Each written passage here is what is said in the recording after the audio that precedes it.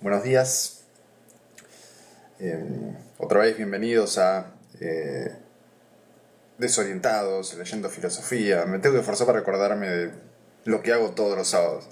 Desorientados, leyendo filosofía. Bueno, en estos encuentros estamos leyendo obras completas de filosofía. En esta oportunidad nos estamos encargando de leer Así habló Zaratustra, de Nietzsche. Ya avanzamos un poco en la lectura. El encuentro pasado habíamos terminado con el discurso que presencia Zaratustra. Sí, no es un discurso que Zaratustra esté diciendo o esté elaborando, sino que lo que hace es lo que hizo es presenciar el discurso de un sabio, ¿sí? Un sabio de el sueño. Eso es lo que vimos la vez pasada. ¿Qué es lo que se tiene que hacer para dormir plácidamente? Y que dormir plácidamente es una cuestión central en el ser humano. ¿Sí? En pocas palabras, lo que hacía era reducir todas las virtudes a aquel que puede dormir plácidamente. No me quiero detener mucho sobre eso, porque ya lo vimos la vez pasada, únicamente para recordarlo. El nuevo discurso de Zaratustra, que vamos a empezar a leer hoy, se llama De los Transmundanos. Perdón, ahí veo que me están escribiendo. Vamos a revisar. Carmen, buenos días. Hola Carmen, ¿cómo estás? Bienvenido otra vez. Bruno dice, bueno, también. Isaac, buenos días, ¿cómo estás? Nuestro compañero de Perú. Bueno, hoy vamos a leer, ¿no? el discurso llamado De los Transmundanos. Más o menos para empezar a leerlo, para no empezar tan desorientados como siempre. Aunque no está mal eso, ¿no? Encarar un texto de manera desorientada. Pero para que tengan una guía, un hilo conductor de qué se habla cuando se habla de los transmundanos, de qué está hablando Zaratustra, ¿no? Cuando habla de los transmundanos, ahora vamos a ir viéndolo igual, se va a ir viendo a lo largo del texto, pero para tener una anticipación, cuando habla de los transmundanos, habla de aquellos que creen en otros mundos, ¿sí? O que viven en otros mundos, que no es el mundo terreno, ¿no? Que no es el mundo de la vida que está promoviendo Zaratustra. Habíamos visto que él lo que está promoviendo es un vivir para la tierra, un vivir para el hombre, un vivir el momento, ¿no? Un vivir el momento actual. En contra de el pensamiento religioso, específicamente el pensamiento católico, ¿no? Cristiano, que cree o que vive siempre en vistas de un mundo que no es este, ¿sí? Es un mundo que viene después de nuestra muerte. O sea, tener en vistas constantemente otro mundo que no es el mundo en el que vivimos, para Zaratustra es una pérdida de tiempo, es un insulto a la existencia, ¿no? Un insulto a la existencia actual del ser humano. ¿Cómo vamos a desperdiciar esto, que es de lo único que estamos seguros que está pasando, ¿no? Del mundo ultraterreno, del transmundo ese del que va a empezar a hablar, nadie está seguro. Es más, él sospecha de que es una invención, ¿no? Ahora lo vamos a ir leyendo, pero ese otro mundo que nadie conoce y al que iríamos supuestamente después de nuestra muerte, bueno, de eso no hay certeza. Imaginen dedicar toda una vida a ese mundo que posiblemente no exista, ¿no? Estaremos desperdiciando toda nuestra vida real, verdadera, que es la que estamos viviendo, que es de la que podemos estar seguros. Entonces les va a hablar a estos transmundanos, a estas personas que viven en otro mundo. Están acá, pero viven en otro mundo, viven pensando en otro lugar. Hay un comentario de Isaac. Dice, para muchos cristianos hasta ahora es mejor lograr la vida eterna después de la muerte. Sí, obvio. Sí, sí, sí. O sea, todo lo que hacen ahora, ese sufrimiento, lo toman con gozo, ¿no? Porque eso se supone que los va a ayudar a llegar al paraíso, al reino de los cielos. Así que pasarla mal en este mundo nos suma puntos para entrar al cielo, supuestamente. Bueno, lo que está queriendo mostrarnos Zaratustra es de que no hace falta vivir sufriendo, vivir infeliz en este mundo. Nos tenemos que preocupar por cambiar esa situación, por vivir felices ahora, acá. Pero bueno, me gustaría empezar a leer. Ahí tenemos otro comentario. ¿Supiste el tsunami de Bolivia? La verdad que no supe. Estoy al tanto de, no sé, catástrofes por todo el mundo. Aparentemente por el cambio climático, no sé por qué será, pero sí, en España también hay. De Bolivia específicamente no lo he escuchado. Pero sí, es algo que suele pasar también en el norte argentino, sí, que está ahí cerca de Bolivia. Estamos teniendo climas extremos y se espera para este verano también, algo así. Bueno, si querés tirarnos algún dato del tsunami de Bolivia, bienvenido. Bueno, por lo pronto vamos a empezar a leer este discurso de los transmundanos. Sí, ya con esta introducción más o menos nos podemos ubicar mentalmente para empezar a leerlo. Estas son cosas que me hubieran gustado que me adviertan antes de leer Zaratustra, ¿sí? Cuando era adolescente, por ejemplo. Que empecé a leer de los transmundanos y no sé, no entendí nada. Ese es mi recuerdo de mi primera lectura del Zaratustra. Y bueno, no sé, espero que le aporte a alguien para poder tener una entrada. Tampoco digo que la entrada que propongo yo es la correcta, ¿no? Pero por lo menos los puedo ubicar en un punto de interpretación de alguien más.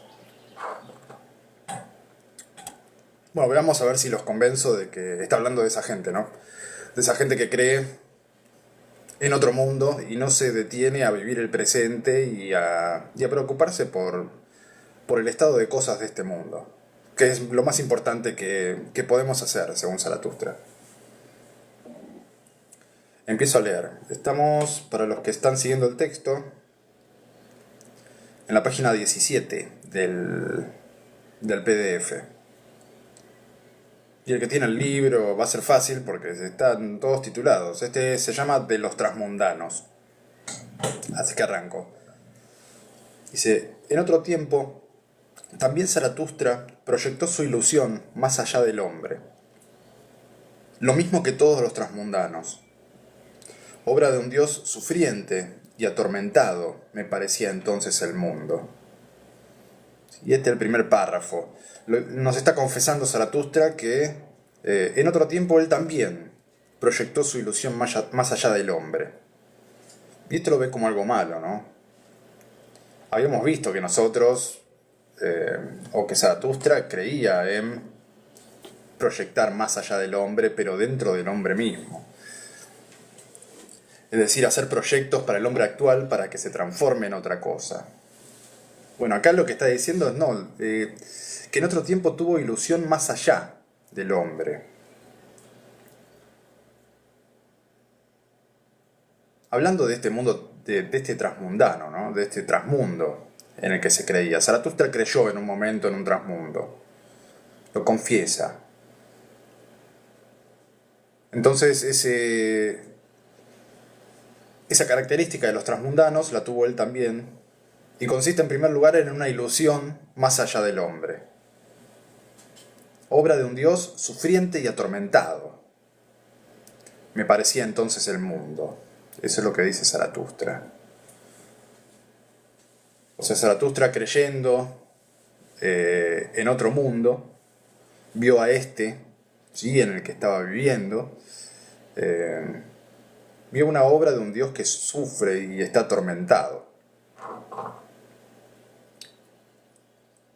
esa actitud no es una actitud muy de los transmundanos, muy religiosa, ¿no? Ver al mundo como la obra de un Dios que sufre y que está atormentado. Generalmente se dice que Dios creó al mundo en una obra de amor puro, en un acto de bondad absoluta, ¿no? Acá Zaratustra ya empezó trunco su pasaje por la religión, ¿no? Dice, yo sí, fui religioso, pero no veía la obra de Dios como la ven todos los creyentes. Yo la veía como la obra de un Dios que sufre y está atormentado. Vamos a ver de qué sufre y de qué está atormentado. ¿Y por qué? Es evidente que este mundo creado es producto de alguien que sufre y de alguien que se atormenta. Anticipándome un poco, ¿no? Es obvio que este mundo en el que viven los transmundanos, este mundo de sufrimiento, de dolor, de mal, o así por lo menos se interpreta, lo creó alguien que sufre, lo creó alguien que tiene miedo. Y esas no son características de Dios. ¿Sí? Si sabemos, no sé, si entendemos a Dios como un ser sumamente poderoso, omnipresente, infinito, perfecto, no podríamos decir que es alguien que sufre y alguien que está atormentado. Entonces, Zaratustra va a poner el origen del mundo en otro lugar. Ahora vamos a verlo. A ver, tengo más comentarios. Vamos a ir con los comentarios. Una buena introducción es haber sido miembro de una iglesia protestante. Nietzsche fue hijo de pastor protestante, lo vio morir sin la ayuda divina. Bueno, gracias Isaac por el dato. Sí, lo tenía en cuenta. Pasa que yo me pongo muchas veces el objetivo de no involucrarme en la vida de los autores, de leer las obras objetivamente. Pero obviamente esto es un dato, ¿no? Es un buen dato para conocer lo que está escribiendo Nietzsche. Así que gracias. Si pusiera todo muy en contexto no estaría ya desorientado, ya perdería la actitud de desorientado con la que pretendo leer estas cosas, ¿no? Pero sí, es recomendable para todo el mundo, antes de comenzar la obra de un autor, leer su vida, leer su contexto, y vamos a ver que se entiende mucho más. O sea, nos saca un poco de este estar desorientados. Leer con el contexto histórico y con la vida del autor conocida. Nos cierran muchas más cosas. Así que sí, lo recomiendo fuertemente.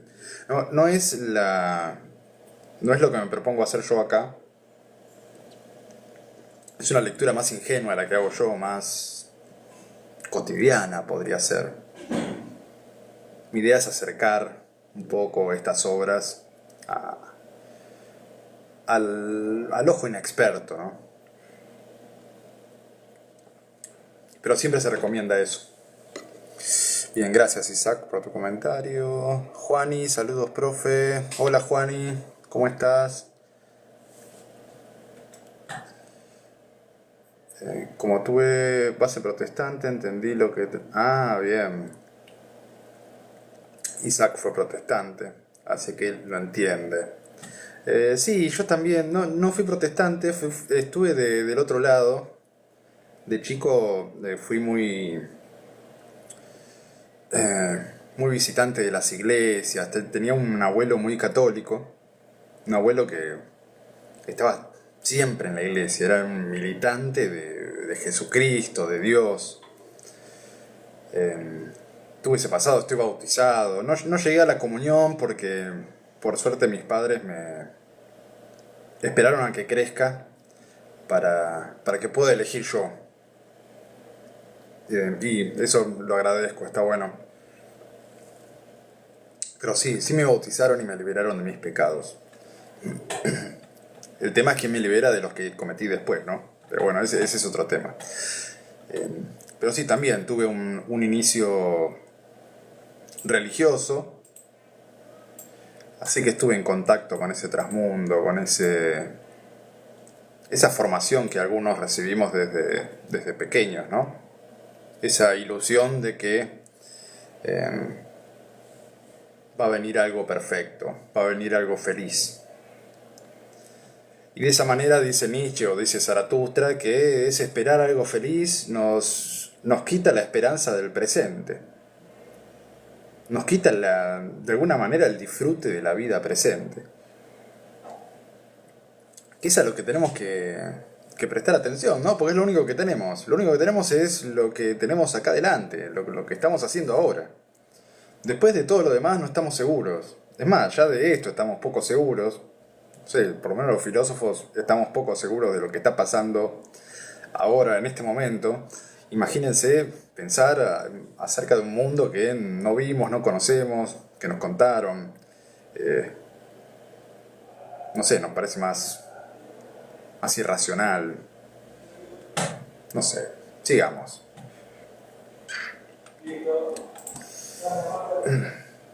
Entonces estábamos en esto, en que Zaratustra veía en esa época a un dios sufriente y atormentado. Dice, esto puede ser creación de un ser sufriente y atormentado. También si vemos la historia de la iglesia, un dios vengativo, ¿no? Un dios que muestra imperfecciones. Y eso es algo raro en la religión, ¿no? Un dios que reclama cosas de los seres humanos.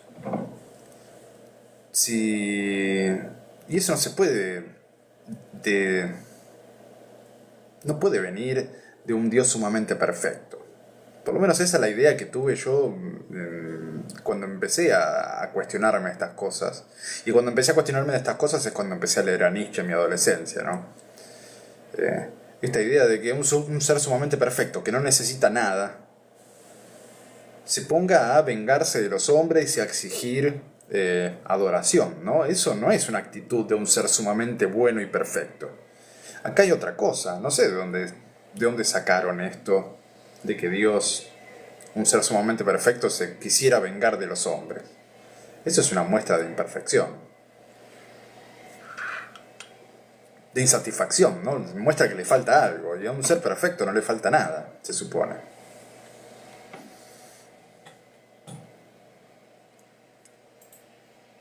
Sueño me parecía entonces el mundo, dice Zaratustra, a invención poética de un dios, humo coloreado ante los ojos de un ser divinamente insatisfecho. Así se imaginaba el mundo que había creado Dios. Una especie de humo coloreado que se pone este Dios enfrente, un Dios que está insatisfecho, y le está adjudicando sistemáticamente imperfecciones a un Dios que se supone que es perfecto. Primero dice que sufre, ¿sí? Vamos recolectando todos estos conceptos. Sufre, se atormenta, está insatisfecho. ¿Sí? Todas estas cosas no pueden ser características de Dios. De un ser perfecto, sumamente perfecto. Y no es que se está equivocando Nietzsche, sino que nos va a mostrar que la invención de ese mundo, de ese trasmundo, no es de un ser sumamente perfecto. Al contrario, es obra de un ser imperfecto. Y ese ser imperfecto no es Dios. Estoy queriendo espolear, no quiero espolearlo.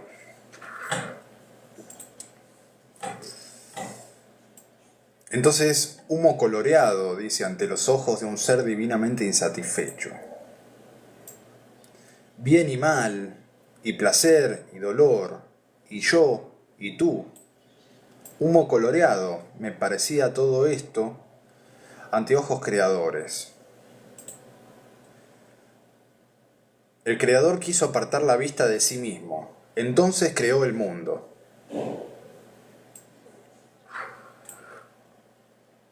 Entonces, acá aparecen otras ideas, ¿no? Bien y mal.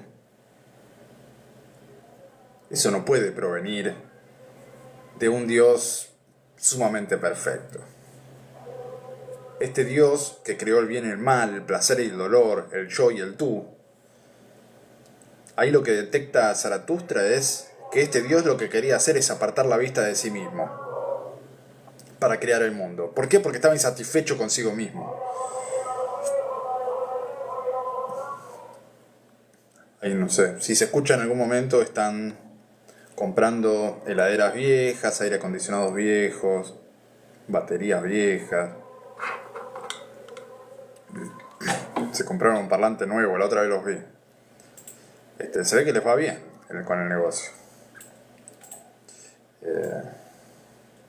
Lo que no va bien es los que duermen hasta tarde los sábados. Bueno, entonces, este mundo fue creado por alguien que quería apartar la vista de sí mismo. Otra característica que no puede ser de un ser sumamente perfecto, sino de alguien que es imperfecto. Sigo. Ebrio placer es, para quien sufre, apartar la vista de su sufrimiento y perderse a sí mismo. Ebrio placer y un perderse a sí mismo me pareció en otro tiempo el mundo. Alguien que crea un mundo como este, un mundo con bien, con mal, con placer y dolor. Son síntomas de una persona que quiere apartar la vista de sí mismo. Porque sufre mirándose a sí mismo, entonces inventa otra cosa fuera de sí. Inventa una ilusión fuera de sí. Este mundo, eternamente imperfecto, imagen imperfecta, de una contradicción eterna, un ebrio placer para su imperfecto creador. Así me pareció en otro tiempo el mundo. Y así también yo proyecté en otro tiempo mi ilusión más allá del hombre. Lo mismo que todos los transmundanos. ¿Más allá del hombre, en verdad? Eso se pregunta Zaratustra. Ay, hermanos míos, ese Dios que yo creé era obra humana y demencia humana, como todos los dioses. ¿Sí? Acá primera gran afirmación donde nos dice verdaderamente qué es lo que está describiendo Zaratustra. No está describiendo un Dios sumamente perfecto, que no necesita nada, ¿no? Porque este mundo no podría ser obra de una persona perfecta. Y persona, bueno, se me escapa ese término, de un ser, podríamos decir.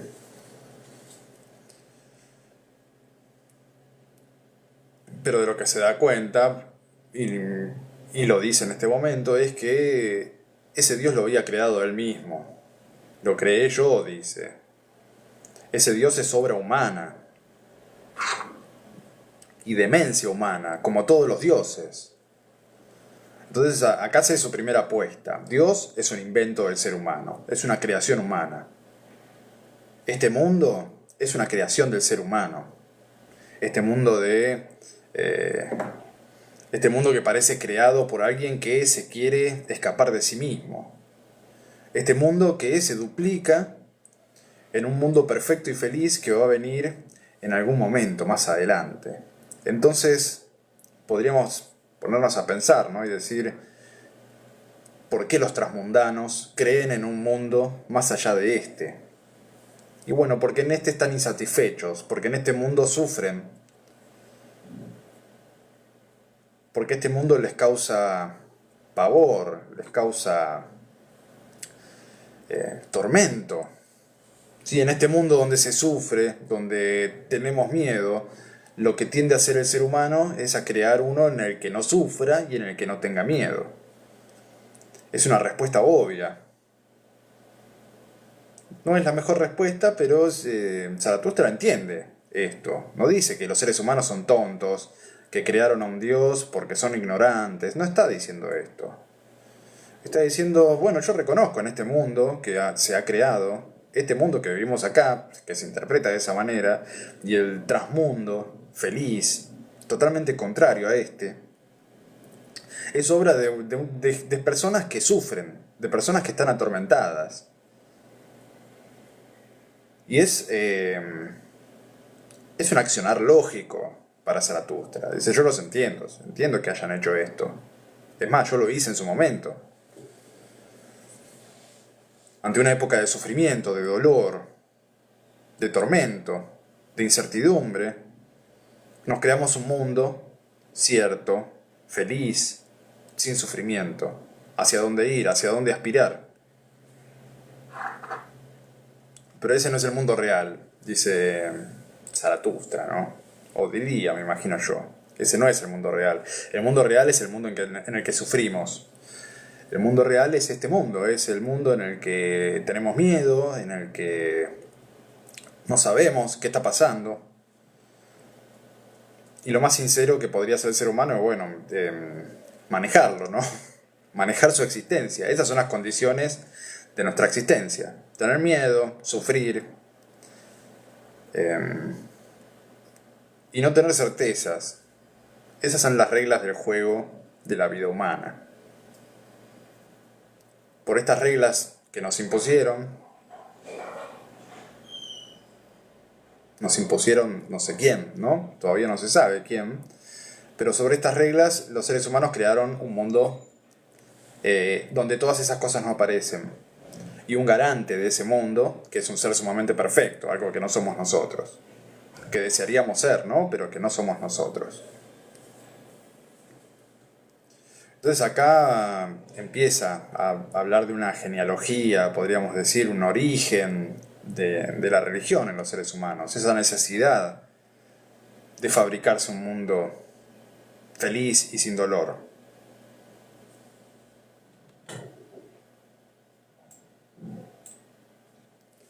Hombre era, y nada más que un pobre fragmento de hombre y de yo. Ahí está hablando del mismo cuando pensaba de esto, ¿no? Hombre era, yo, y nada más que un pobre fragmento de hombre y de yo. De mi propia ceniza y de mi propia brasa surgió ese fantasma. Y en verdad no vino a mí desde el más allá. Acá tenemos otra muestra de que no culpa a la gente que cree en Dios. ¿Sí? No está diciendo que son tontos. Porque a él le pasó esto. Y dice, de mi propia ceniza, de esta piltrafa de ser que era yo, un ser sufriente, insatisfecho. De esas cenizas, de mi propia brasa, dice, surgió ese fantasma. Es decir, eso es como un efecto necesario que surge. Surge ese fantasma, el fantasma de Dios y el fantasma del trasmundo, de ese mundo que nos prometen. Y en verdad, dice, no vino a mí desde el más allá. Lo hice yo. ¿Qué ocurrió, hermanos míos? Yo me superé a mí mismo, al ser que sufría. Yo llevé mi ceniza a la montaña. Inventé para mí una llama más luminosa. Y he aquí que el fantasma se me desvaneció.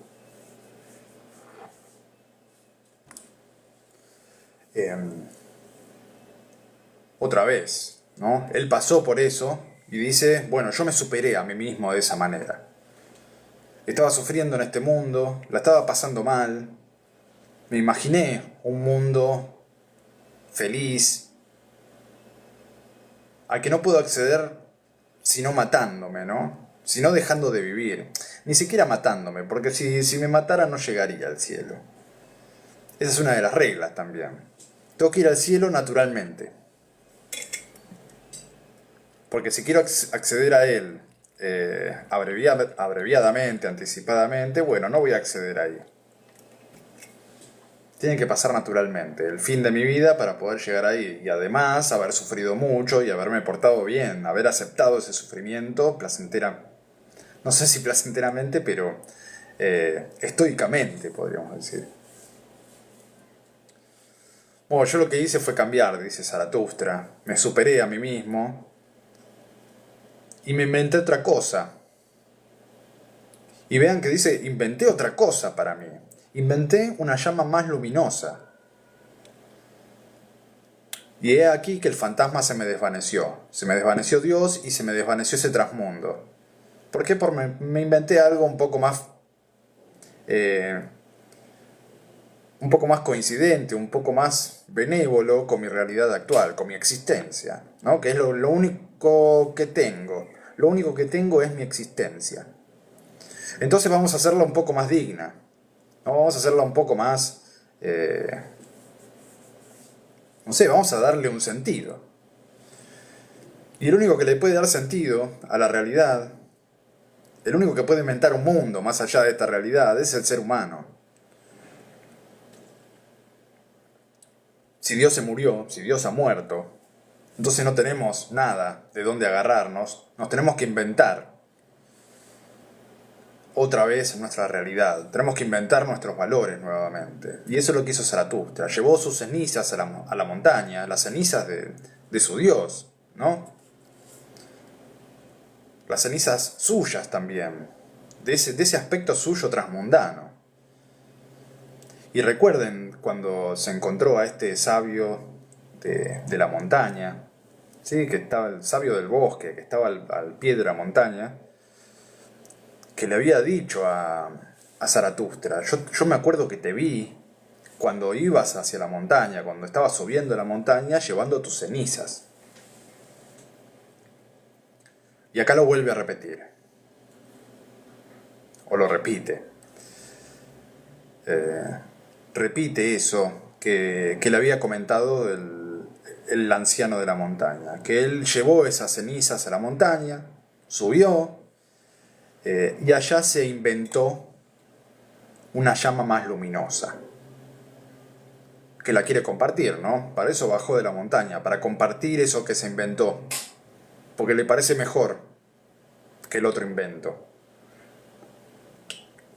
Entonces, acá Zaratustra está confesando, o está poniendo en claro, que lo que nos está mostrando él no es una verdad, una realidad, no es algo definitivo, sino que es un invento un poco más coincidente con la vida, más coincidente con este mundo, más respetuoso de la tierra y de la vida. Tenemos que inventarnos cosas que nos hagan apreciar esto que está acá, el aquí y el ahora.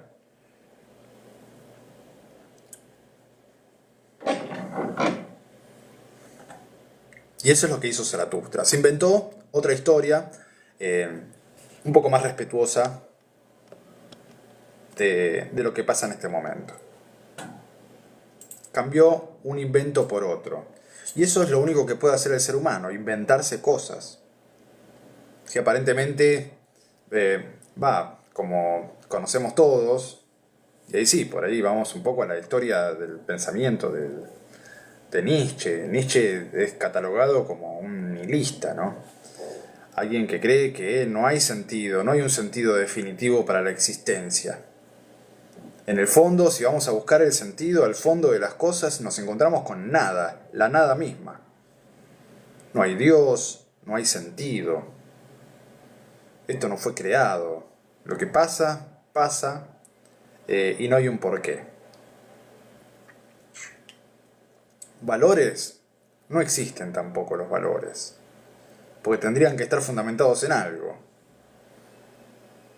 ¿Y en qué van a estar fundamentados si no hay fundamento de esto?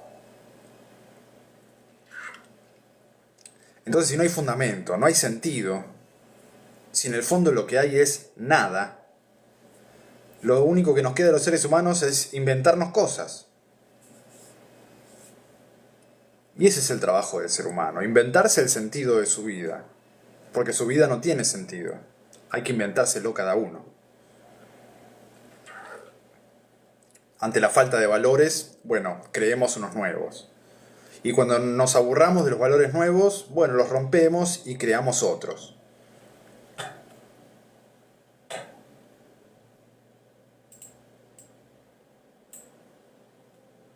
Y no nos creemos valores o fundamentos que nos hagan mal, ¿sí? Que nos hagan sufrir, que nos hagan anhelar algo que nunca va a llegar.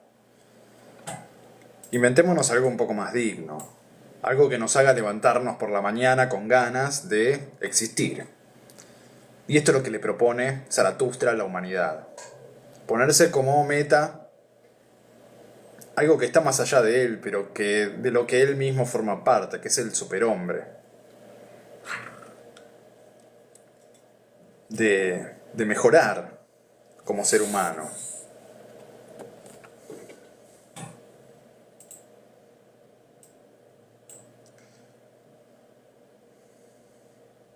Sufrimiento sería, ahora para mí, y tormento para el curado, creer en tales fantasmas.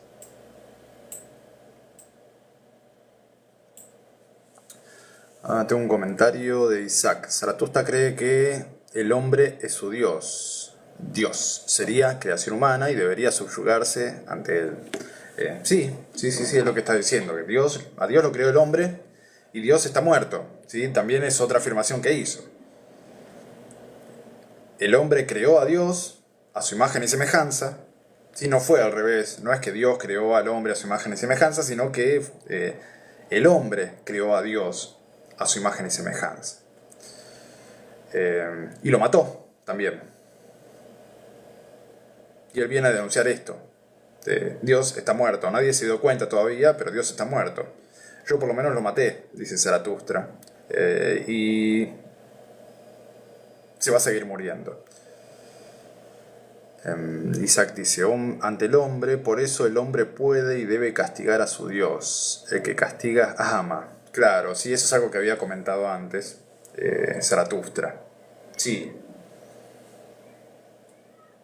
Pero Dios es el mismo, ¿no? Dios es el hombre. Así como Papá Noel son los padres. No es apto para menores esto. Sufrimiento sería ahora para mí y tormento para el curado creer en tales fantasmas. ¿Por qué tormento para el curado? Y porque el que está sano, el que está curado, no quiere creer en esos fantasmas. No le sirve. No es algo bueno para una persona sana creer en esos fantasmas. Generalmente lo que pasa, los que creen en esos fantasmas, y cuando habla de esos fantasmas es Dios, el paraíso, etc., ¿no?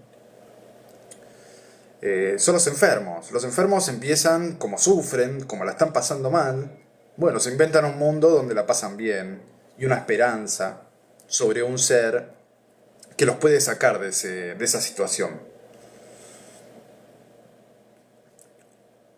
Y suele pasar eso en la vida real, ¿no? Nos enfermamos, la pasamos mal, empezamos a rezar. Empezamos desesperadamente a tratar de encontrar un sentido, un punto de apoyo para ese sufrimiento y para ese futuro que parece inevitable, ¿no? Cuando estamos muy enfermos y estamos sufriendo mucho, vemos a la muerte muy de cerca. Y eso nos da mucho miedo, y ese miedo suele fabricar fantasmas, dice Zaratustra. Suele fabricarse fantasmas la gente para mitigar un poco ese sufrimiento, ese miedo a la muerte.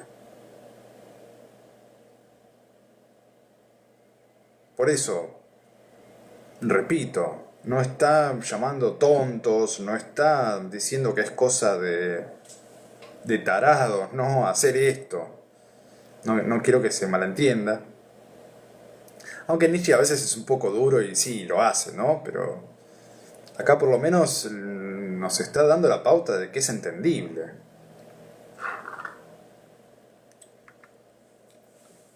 Porque a él también le pasó.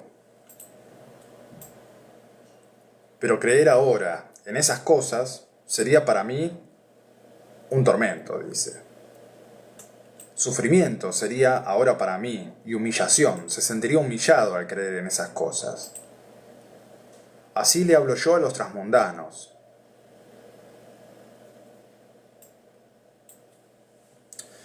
A ver, Isaac.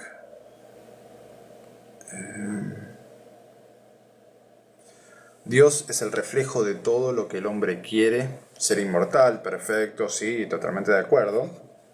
Es un ideal inexistente, sí, son esos ideales que se pone el ser humano, las cosas que le detecta, cosas que le faltan, el ser humano las rellena y bueno, se inventa un ser que cumple con todas esas cosas, que tiene todas esas cosas que le faltan a uno. Dios es la esperanza de los desposeídos porque todo lo puede, tal cual. Es lo que está planteando Zaratustra. Sí. Nos está queriendo convencer de que Dios es un invento. Y es un invento producto del sufrimiento. Y puede ser, no sé, se entiende.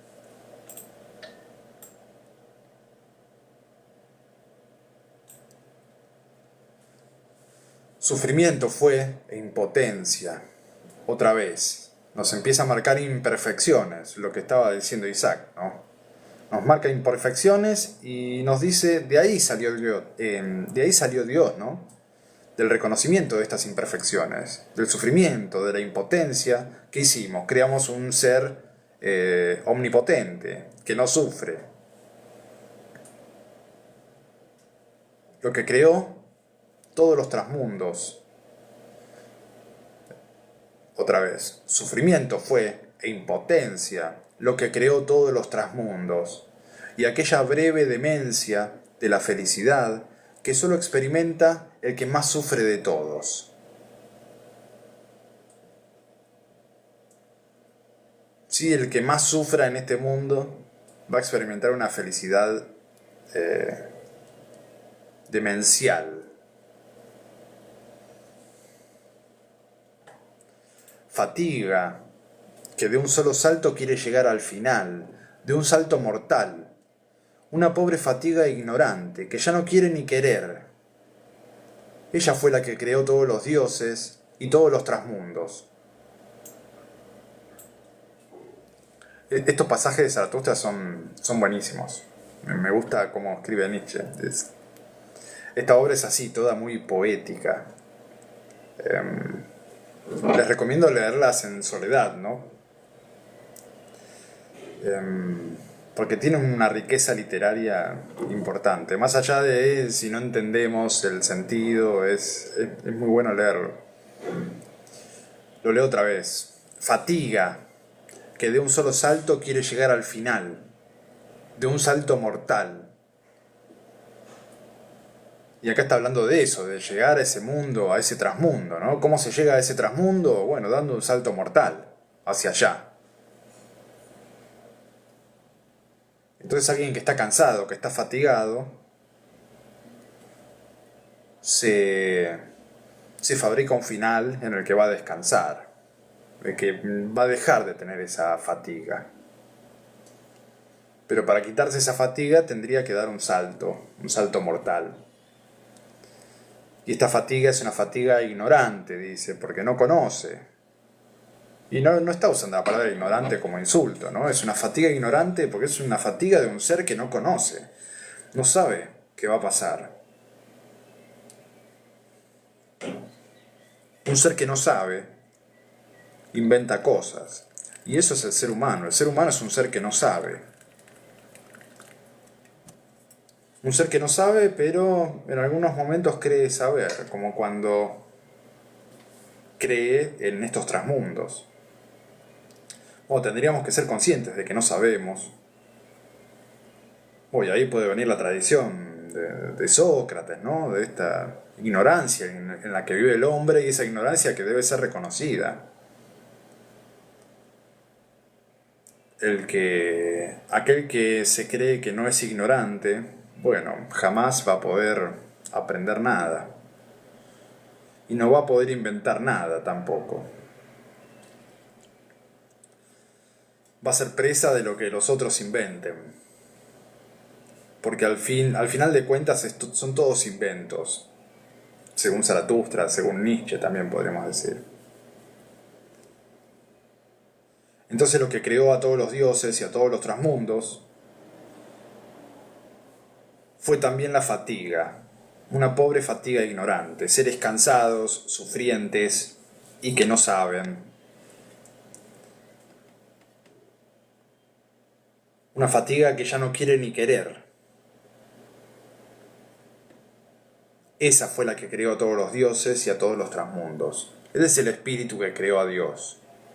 Un espíritu que sufre, que no sabe y que está fatigado. Créanme, hermanos míos, fue el cuerpo el que desesperó del cuerpo. Con los dedos del espíritu trastornado palpaba las últimas paredes. Créanme, hermanos míos, fue el cuerpo el que desesperó de la tierra. Oyó que el vientre del ser le hablaba.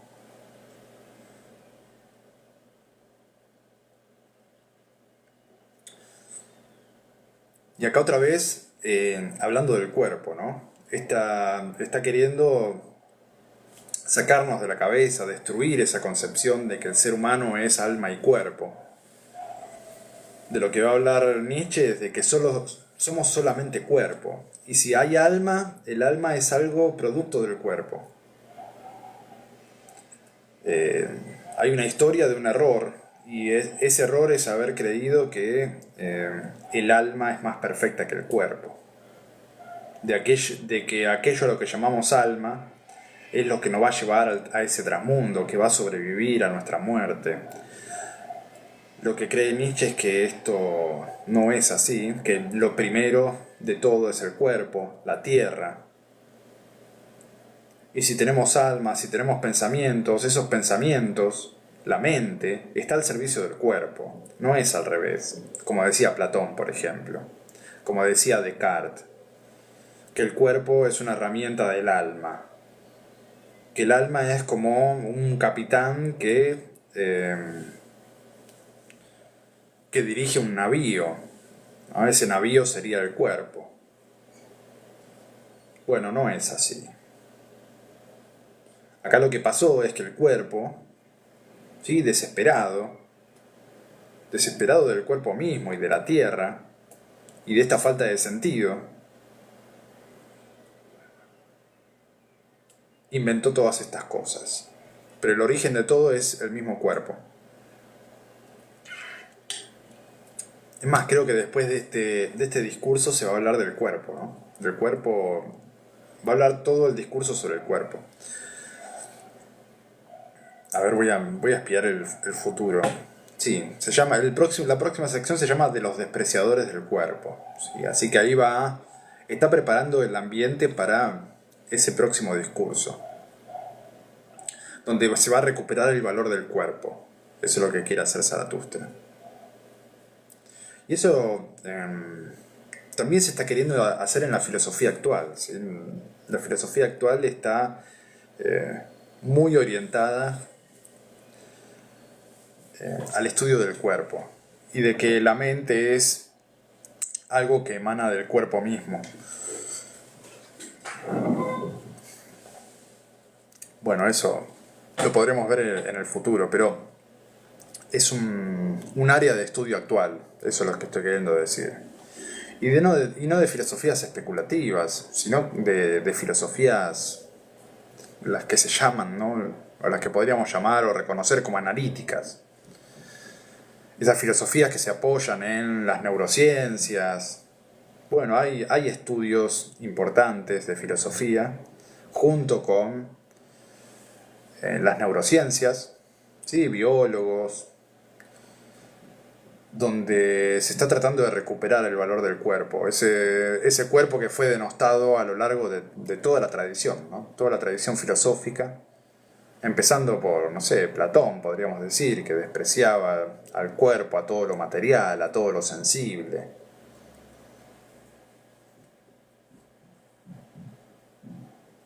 Bueno, sigamos. Entonces el cuerpo fue el que desesperó de la tierra, oyó que el vientre del ser le hablaba. Y entonces quiso meter la cabeza a través de las últimas paredes. Y no solo la cabeza, quiso pasar a aquel mundo. Pero aquel mundo está bien oculto a los ojos del hombre. Aquel inhumano mundo deshumanizado, que es una nada celeste. Y el vientre del ser no habla en modo alguno al hombre, a no ser en forma de hombre. Lo leo de nuevo porque está bueno este pasaje.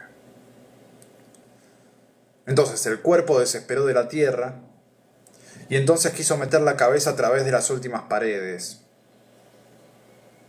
De las últimas paredes del mundo real, podríamos decir, ¿no? Quiso meter la cabeza, atravesar el mundo real y ver otro mundo. Producto de su desesperación, ¿no? Y no solamente quiso pasar la cabeza para ver ese otro mundo, sino que quiso pasar a ese mundo, quiso meterse en ese mundo. Y lo hizo, ¿no? Con todo este invento, o este supuesto invento que denuncia Zaratustra, que es el paraíso, el cielo. De esa manera se las rebuscó para pasar a aquel mundo. Pero aquel mundo, dice, está bien oculto a los ojos del hombre. Nadie puede ver ese mundo, a menos que se muera, ¿no? No hay pistas de ese mundo, no hay indicios. En este mundo no hay indicios de aquel otro, del trasmundo que se inventaron los seres humanos. Es un mundo inhumano. Sí, no pasan cosas de humanos en ese mundo. ¿Por qué? Porque no se sufre, porque no hay incertidumbre. Se supone que en aquel mundo vamos a tener todo lo que no tenemos en este. Por eso lo inventamos, ¿no? Como una especie de consuelo para nuestras carencias actuales. Lo que deberíamos hacer, según Nietzsche, es abrazar esas carencias, ¿no? Ser conscientes de que nuestra existencia es esa, ser seres carentes, sufrientes, que no saben, somos ignorantes. Esas son las condiciones de la existencia humana. Sacar eso a la existencia humana sería deshumanizarlo. Y esto es lo que está diciendo. Sí, aquel mundo es un mundo inhumano. ¿Por qué? Porque ahí los humanos no mueren. Sí, cuando leamos a Heidegger, que lo vamos a hacer porque estoy obsesionado con Heidegger, así que en algún momento me voy a animar a leer un libro de Heidegger.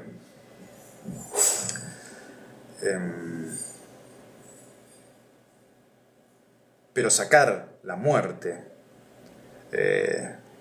la ignorancia, el sufrimiento del ser humano es sacarle la humanidad. Se dejaría de ser humano. Entonces, y ese mundo nos promete eso, nos promete cosas inhumanas. Aquel mundo no va a ser un mundo humano, va a ser un mundo inhumano, un mundo deshumanizado, una nada celeste. Y me hace acordar también un poco a Schopenhauer, ¿no? Otro que tendríamos que leer.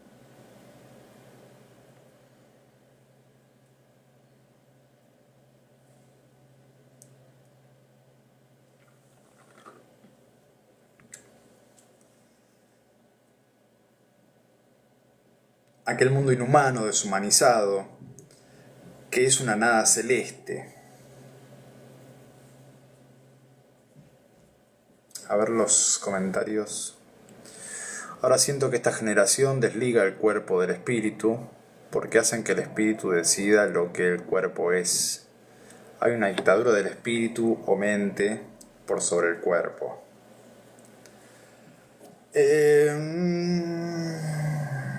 Puede ser, no sé, eso está para hablar largo y entendido, si es que lo entiendo bien, ¿no? No sé, yo lo entiendo por esta divergencia de géneros, no sé si vas para ese lado, pero de ser así, creo que sería al revés, o sea, la divergencia de géneros o la divergencia biológica es algo que ya está. Y lo que el espíritu humano quiere borrar de alguna manera. Hay estudios nietzscheanos, no de Nietzsche, sino de lectores de Nietzsche al respecto. Y esta recuperación del cuerpo también quiere recuperar esta diversidad biológica. ¿Sí? Lo que se está denunciando es esto, que el espíritu humano lo que hizo fue encerrar la diversidad biológica en solo dos géneros. Ese es el error. No es que el espíritu está queriendo hacer esa diversidad. Esa diversidad es un hecho. ¿Sí? La divergencia de géneros, la multiplicidad de géneros o de seres humanos, ¿no? Los seres humanos están destinados a no ser iguales, a ser distintos todos. Parece que a la naturaleza le gusta que seamos diferentes. Y nuestras mentes, nuestros espíritus, lo que quieren hacer es encerrarnos en etiquetas que nos hagan iguales, que nos hagan similares. Pero no funciona así la naturaleza. La naturaleza es diversidad, la naturaleza es variación.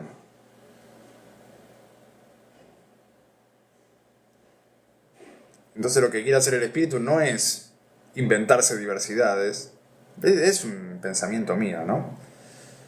No es que sea una gran verdad, es una opinión que tengo formada al respecto.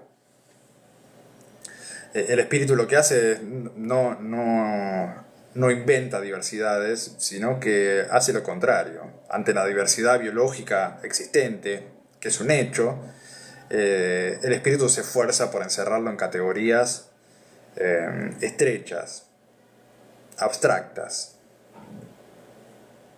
Y ese es el error. No sé si vas por ese lado, pero bueno, es lo que me imaginé. Bueno, sigo. Entonces el cuerpo que desesperó de la tierra quiso pasar a ese otro mundo, quiso que ese otro mundo le sea accesible. Pero aquel mundo está bien oculto a los ojos del hombre, aquel inhumano mundo deshumanizado, que es una nada celeste, acá apela a la nada. Y el vientre del ser no habla en modo alguno al hombre, a no ser en forma de hombre. Sí, el ser le habla al hombre de manera humana, por lo que el ser también sería el hombre. En verdad, todo ser es difícil de demostrar, y difícil resulta hacerlo hablar. Esto también es algo que viene de la tradición.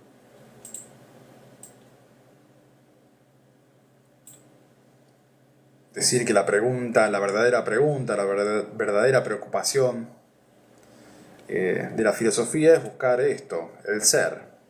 El ser es el que le da el ser a las cosas, ¿no? El ser es aquel que hace que las cosas sean, podríamos decir. El fundamento. Y para Nietzsche no hay fundamento. O al menos es difícil de demostrar ese ser.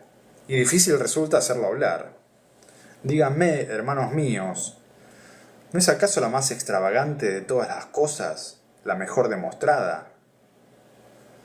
Sí, este yo y la contradicción y confusión del yo continúan hablando acerca de su ser del modo más honesto. Este yo que crea, que quiere, que valora y que es la medida y el valor de las cosas. Sí, este ser es el yo, dice. El yo y la contradicción y la confusión del yo. Y acá parece, no sé, es la sensación que tengo yo, que está con un ojo en Descartes, en Parménides también. No, Parménides, en Protágoras, perdón. Ya lo vimos en el Teteto a Protágoras, que decía que el hombre es la medida de todas las cosas. Y acá parece estar haciendo alusión a eso, ¿no? Lo leo otra vez, dice, sí, este yo y la contradicción y confusión del yo continúan hablando acerca de su ser del modo más honesto. Este yo que crea, que quiere, que valora, y que es la medida y el valor de las cosas. Este ser soy yo, no es Dios. Yo soy el creador. Yo soy el que quiero.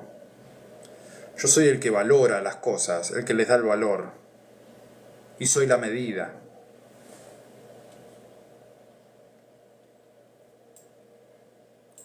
Y este ser honestísimo, el yo, habla del cuerpo y continúa queriendo el cuerpo.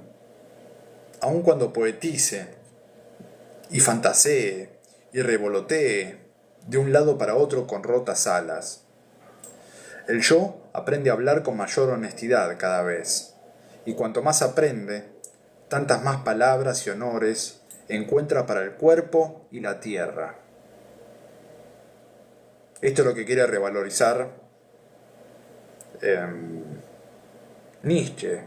Esta es la transmutación de todos los valores que está operando en el pensamiento de Nietzsche, ¿no?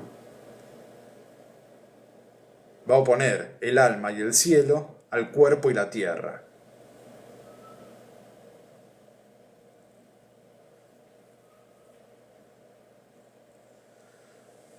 A ver, más comentarios. Iba por el lado contrario en realidad. Zaratustra ama la vida tal cual, no subyuga a la naturaleza, a la mente, porque el autopercibirme de una forma dictatorial hacía el cuerpo como hacer de mi mente un negador de la realidad. Mi Dios sería mi mente desligada de la naturaleza, el cuerpo sería el esclavo de mi mente. Dios. Bueno, sí. Vamos por el mismo lado entonces. Y Carmen pregunta qué es el yo. Uf, qué gran pregunta, Carmen. No creo poder responderla. Todavía. Le podríamos preguntar a, no sé, Descartes, ¿no? Tendríamos que leer Descartes. De todas maneras, Nietzsche es un crítico del yo, así que lo tenemos que leer con pinzas cuando habla del yo. Pero sí, es una pregunta que todavía no tiene respuesta. Bueno, sí, tendrá respuesta Freud, los psicólogos, pero en filosofía no hay una respuesta todavía. El yo sería este yo que quiere, que piensa, que actúa, que valora. Esto sería un yo según esto que está hablando Zaratustra, ¿no? Que yo creo que está echando un guiño a la tradición cartesiana. Pero si quisiéramos, a partir de lo que se dijo hasta ahora, definir al yo, sería esto. ¿Qué es un yo? Un yo que crea. Un yo que quiere, que valora, que es la medida y el valor de todas las cosas. Eso sería el yo. Un creador. Alguien que quiere cosas, que desea, que valora, que le da valor a las cosas. Igual, obviamente, esto no es una definición exhaustiva, ¿no? Es lo que puede hacer el yo. Así que podríamos decir que el yo es aquel que hace, aquel que padece también.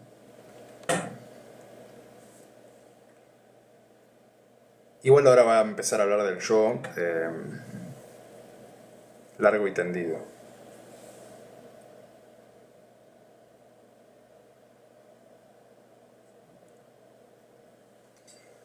Pero esto, tengamos en cuenta que Nietzsche es un crítico del yo.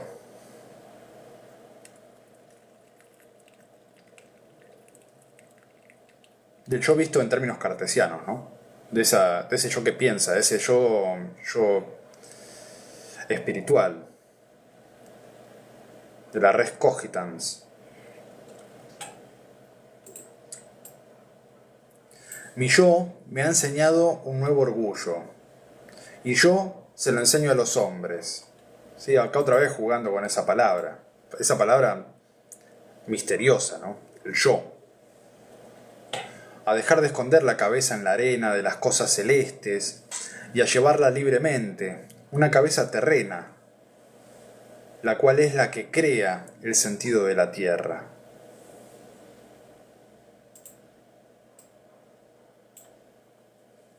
Y acá es rara la relación que establece con el yo, ¿no?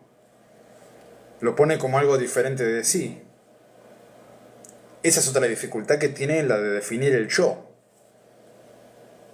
¿Por qué? Porque el yo, ¿qué es? ¿Quién es el yo? El yo que...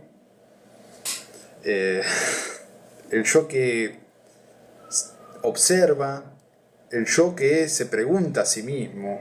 Porque cuando reflexionamos acerca de nosotros, estamos poniéndonos a nosotros como objeto de reflexión. O sea, el yo no sería una cosa, no sería una mónada, sino que se duplicaría en algunos momentos, ¿no? Porque el yo se puede mirar a sí mismo, sin espejos. Y para poder mirarse a sí mismo se tiene que convertir en un otro. ¿Podría yo ser yo sin un otro? No es posible que el yo se funde en el otro. Y que el otro sea el espejo del yo. No sé, me estoy metiendo en cosas bastante raras, ¿no? Pero estos son los problemas que surgen al tratar de definir el yo. Este problema en el que nos metió Carmen, ¿no? Pero sí, es un problema. Grande, muy grande. Y acá Zaratustra está jugando con este problema. ¿Por qué? Porque dice que su yo le enseña cosas, como si fuera otra cosa que él. Paradójico. Lo leo otra vez. Dice, mi yo me ha enseñado un nuevo orgullo, y yo se lo enseño a los hombres. Entonces, primero habla de un yo externo, un yo que no es él, y después habla de un yo que sí es él. Entonces, acá está la duplicidad del yo. A dejar de esconder la cabeza en la arena de las cosas celestes, eso es lo que le enseñó su yo.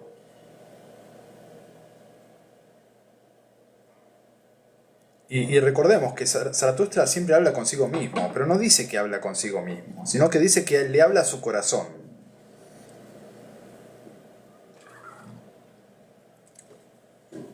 Y no sé, para que lo tengamos en mente, para el futuro.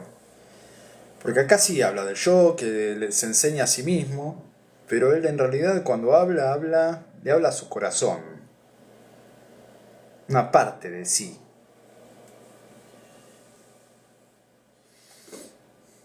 Bueno, este yo lo que le enseñó a Zaratustra, o sea, él mismo se enseñó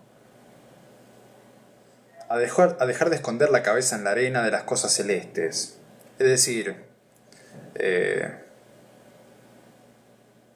tener la vista o las esperanzas en el cielo, ¿sí? De eso habla de las cosas celestes, ¿no? De tener una vista en el cielo, en el paraíso, es esconder la cabeza en la arena. Es no querer aceptar lo que realmente somos. Entonces lo que le enseñó a su yo, a Zaratustra, es un nuevo orgullo. Tiene que estar orgulloso de esto que es. No esconder la cabeza en la arena. Tiene que llevar la cabeza libremente, una cabeza terrena, la cual es la que crea el sentido de la tierra. Sí, ese es el orgullo del hombre, del ser humano. El ser humano no es algo inferior, imperfecto. Tenemos que recuperar ese orgullo en nosotros mismos, ¿no? Estar orgullosos de nosotros mismos porque somos creadores de sentidos. Somos el ser, podríamos decir. ¿Por qué? ¿Por qué somos el ser, nosotros? Y porque nosotros somos los que damos el sentido a las cosas. Nosotros somos la medida de las cosas. Si las cosas no tienen sentido, si no hay nada que dé sentido a las cosas, ese sentido se lo damos nosotros. Y tenemos que estar orgullosos de esa potencia.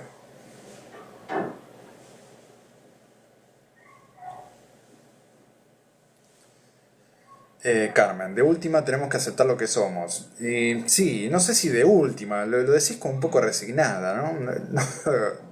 Por lo menos así lo interpreto yo. Y esto que está diciendo Zaratustra no es una resignación, no es que nos tenemos que aceptar como somos, sino que tenemos que estar orgullosos de cómo somos, de lo que somos. Porque somos seres creadores, creadores de mundo. Ah, está bien. Sí. Una nueva voluntad enseño yo a los hombres. Querer ese camino que el hombre ha recorrido a ciegas y llamarlo bueno, y no volver a salirse a hurtadillas de él, como hacen los enfermos y moribundos. Y acá lo que estaba diciendo Carmen recién, ¿no? Es un camino que recorremos a ciegas, tenemos que estar orgullosos de eso, abrazar ese camino que no entendemos, ¿sí? Y abrazarlo como bueno, llamarlo bueno, ese es el camino bueno. Dejar de mirar hacia otro lado. Tenemos que, sí, aceptar, como decía Carmen. Pero no solamente aceptar, sino abrazar. Esa es la nueva voluntad que le enseña Zaratustra a los hombres. Querer ese camino. No resignarse a él, ni nada por el estilo. Ese camino que recorremos a ciegas y del que, no sé, tratamos de inventar un garante, seguir recorriéndolo a ciegas. Ese es el orgullo del ser humano. Ese es el orgullo de la condición humana. Es un ser que vive, como diría Heidegger, vive para la muerte. Tiene que estar orgulloso de eso. Eso es lo que constituye su naturaleza, su humanidad. Vive con miedo.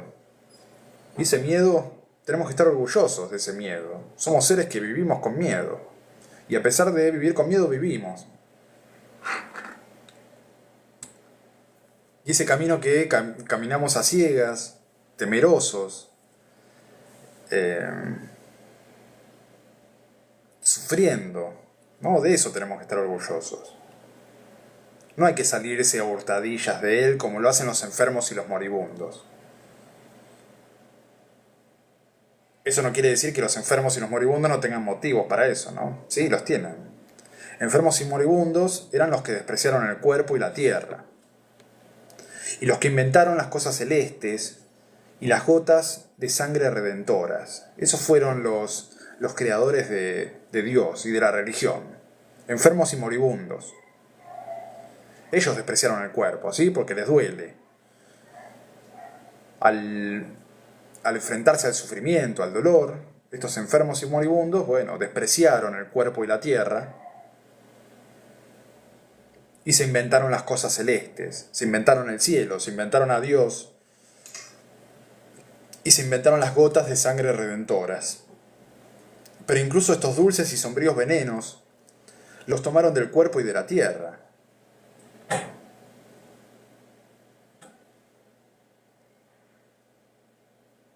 De su miseria querían escapar, y las estrellas les parecían demasiado lejanas. Entonces suspiraron.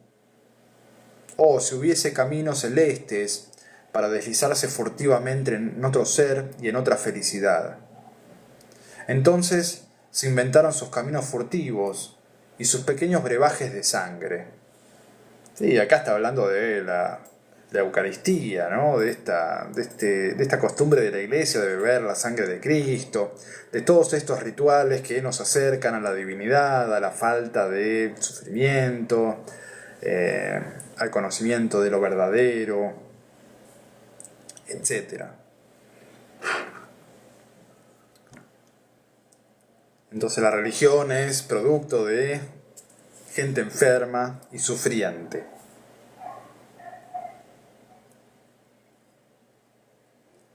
Entonces estos ingratos, ¿sí? Ingratos del cuerpo y de la tierra, se imaginaron estar sustraídos a su cuerpo y a esta tierra. Y si solo somos cuerpo, ¿cómo podemos imaginarnos sustraídos del cuerpo? Un humano sin cuerpo no es un humano.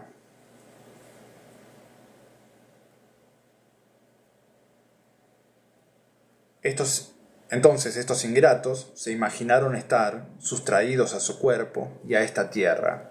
Sin embargo, ¿a quién debían las convulsiones y delicias de su éxtasis? A su cuerpo y a esta tierra. Sí, el éxtasis y las convulsiones que le producían estos pensamientos, ¿no? Se los estaba dando eso mismo, el cuerpo y la tierra. Esa felicidad que sentían en la iglesia, de ese amor que sentían a Jesús, a Cristo. Esa ilusión de salvación, ¿no? Esa tranquilidad. Se los estaba dando el cuerpo. Y el cuerpo se lo estaba dando a sí mismo, ¿no? Creando esto. Así que no tiene sentido despreciar al cuerpo, si el cuerpo es el que está inventando este mundo sanador, este mundo tranquilizador. Indulgente es Zaratustra con los enfermos. En verdad, no se enoja con sus especies de consuelo y de ingratitud.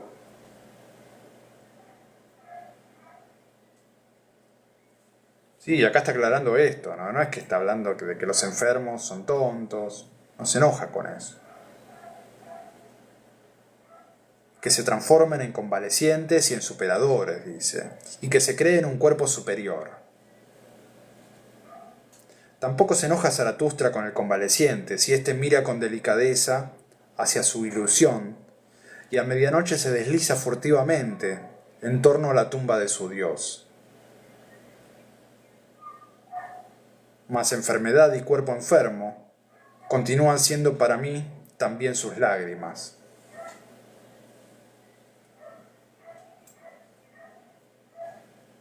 Y acá otra vez aludiendo a la muerte de Dios, ¿no? El convaleciente se desliza hacia la tumba de su Dios, a rezarle.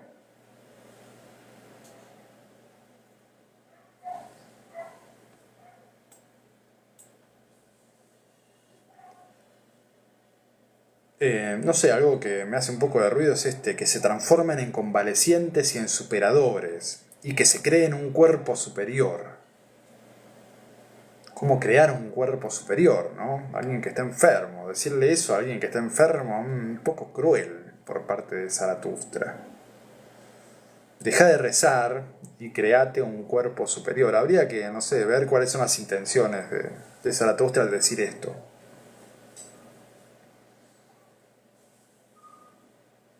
¿Cómo consolar a un cuerpo enfermo, no?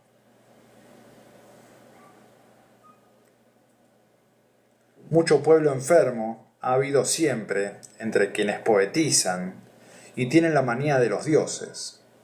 Odian con furia al hombre del conocimiento y aquella virtud, la más joven de todas, que se llama honestidad. Sí, acá está hablando de la enfermedad de pueblos, ya.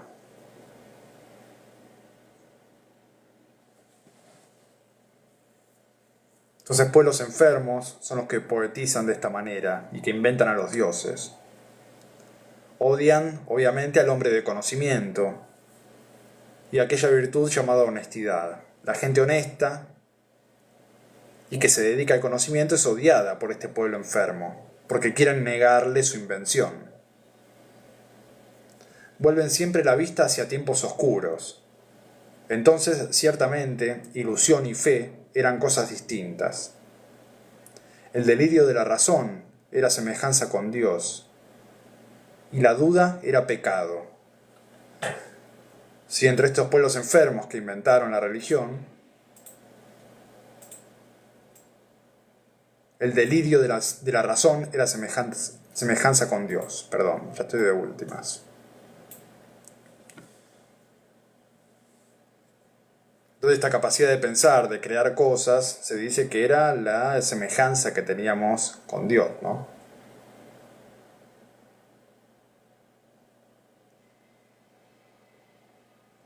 Separaron ilusión y fe. La ilusión y la fe no son cosas similares. Tuvieron que inventar otra palabra, que no sea ilusión, ¿no? Que no sea esperanza. Inventaron esta palabra, fe, dicen, para distinguirlo de la ilusión que se acaban de inventar. Y convirtieron a la duda en pecado. Aquel que dudara de la existencia de Dios y de ese mundo ultraterreno sería considerado un pecador. Aquel que no creyera ciegamente, aquel que no tuviera fe. Carmen dice, no entendí, la duda era pecado. En ese sentido. Ah, bueno, bien. Sí, porque recién lo comenté. Sí, la duda es pecado porque aquel que duda de la existencia de Dios, aquel que duda de el cielo, es considerado un pecador, ¿no? Hay que aceptarlo mediante la fe.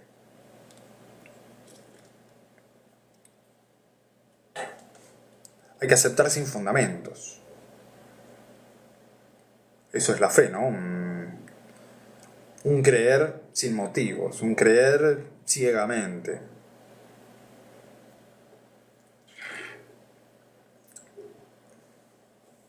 Por lo menos visto desde Zaratustra, ¿no? Obviamente los creyentes van a ir por otro lado, por el lado del amor. Imagino que sí.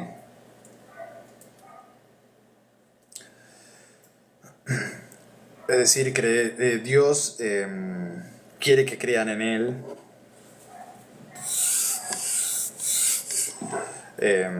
sin pruebas. Aunque en algunos momentos ha dado pruebas, supuestamente, en la historia. Ha hablado con personas. No con muchas. Bueno, sigo porque ya quiero terminar. Quiero terminar esta sección. Demasiado bien conozco a estos hombres semejantes a Dios. Quieren que se crea en ellos y que la duda sea pecado. Otra vez. Quieren eso. Quieren que la duda sea pecado. Demasiado bien sé, igualmente, qué es aquello en lo que más creen ellos mismos. En verdad, no en trasmundos ni en gotas de sangre redentora, sino que es en el cuerpo en lo que más creen. Y su propio cuerpo es para ellos su cosa en sí.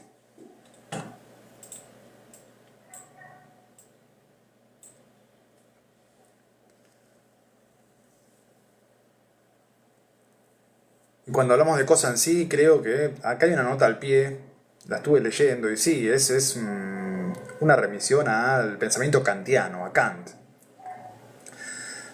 ¿No? Que la cosa en sí, aquello que sean las cosas en sí mismas, es incognoscible para el ser humano, según Kant, ¿no? Lo único que conocemos es el fenómeno de las cosas. Es muy largo esto, lo estoy...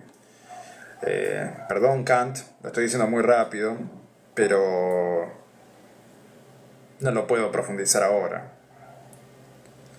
Lo repito. Lo que dicen los transmundanos, en verdad, sí, realmente, en el fondo, podríamos decir, no creen en transmundos ni en gotas de sangre redentora, sino que es en el cuerpo en lo que más creen. Y su propio cuerpo es para ellos su cosa en sí. Para ellos su cuerpo es aquello que no está al alcance de su conocimiento. Para Kant era lo incognoscible, la cosa en sí. Yo sé lo que son las cosas para mí, no sé cómo son en sí mismas. Pero cosa enfermiza es para ellos el cuerpo, y con gusto escaparían de él, como si fueran algo más que el cuerpo, ¿no? Por eso escuchan a los predicadores de la muerte, y ellos mismos predican trasmundos. Los predicadores de la muerte son los religiosos, me imagino. Porque son predicadores de un mundo, de un trasmundo, que va a venir después de la muerte. Es mejor que oigan, hermanos míos, la voz del cuerpo sano. Es esta, una voz más honesta y más pura.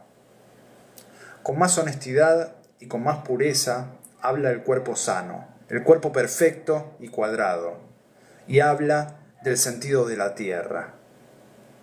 Así habló Zaratustra.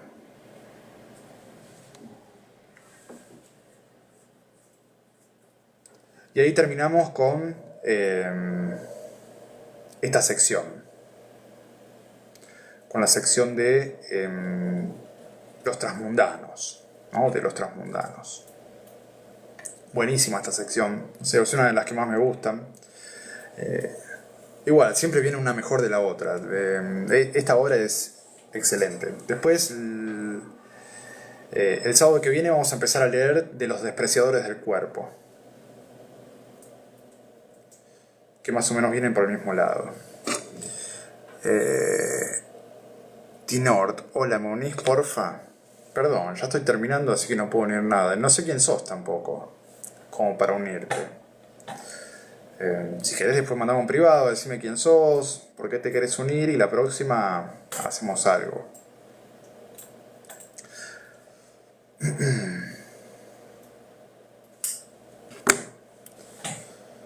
Bueno, terminamos con esta sección. Espero que haya sido instructiva. O sea, a mí me gustó.